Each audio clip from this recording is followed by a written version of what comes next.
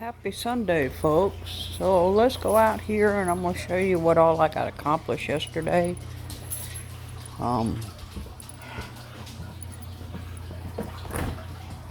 we're just kind of doing our thing today. I know I need to wash the dishes. There's my garlic I dug yesterday. Anyway, let's come on out here. I didn't get the grass cut and it's been sprinkling on and off today. So, as you see, all the seedlings are gone. So, this is what we did yesterday. Is we came in here, we took out the kale that was mixed in here with the onions. I still need to weed a little bit. Planted a sunflower, did the tomatoes.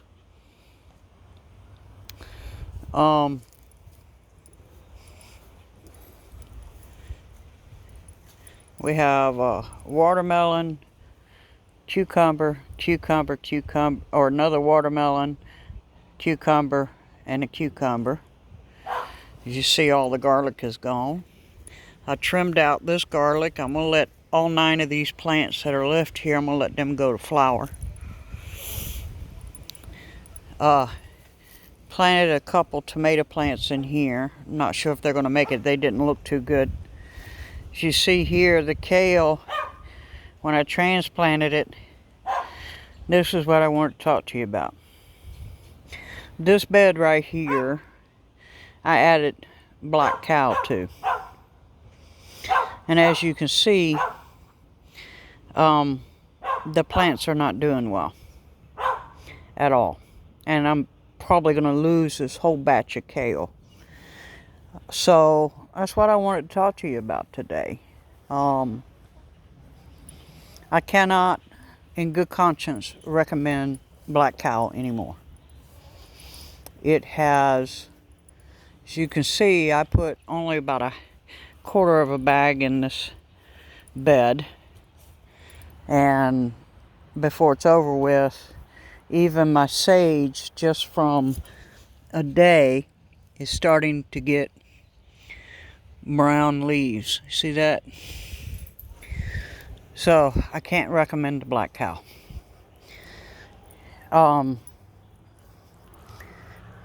saw a video this morning from Homestead Heart where she lost all of her bell peppers. See, I planted a tomato here and 2 tomatoes in that bed. And she lost all of her peppers and eggplants. And she's got a huge garden compared to mine. I still ain't got out here to cut the grass because it's been sprinkling. These are all tomatoes. And it looks like I've had the cat in here. Cat or the dog, one, has done jumped up in here. I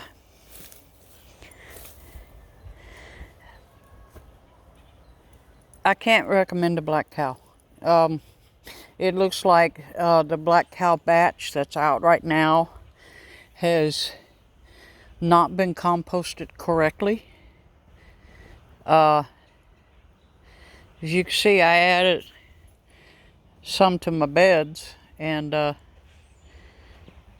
I noticed I didn't add a lot. As you can see, I didn't add a lot, but I'm probably going to be having to take that all out. I did notice a strong odor, but I didn't think about it. I just figured, I was being overly sensitive, as I have been here in the last week or so, because all the solar activity. It makes my senses a little bit very sensitive about certain things. So that's what I thought it was, but it looks like that's not the case, and that it is actually ammonia and not composted well black cow. So I would recommend you go watch that video by Homestead Heart, read some of the comments. There's a lot of people in the nation right now that are complaining about that fertilizer. So I would recommend that you go with your own compost, or if you do buy the Black Cow, don't use it right away. Dump it out in a pile somewhere and let it sit, with a tarp over it, and just let it sit for a year so that the ammonia will leach out of it, from the rain and everything. It'll leach out of it, and I'm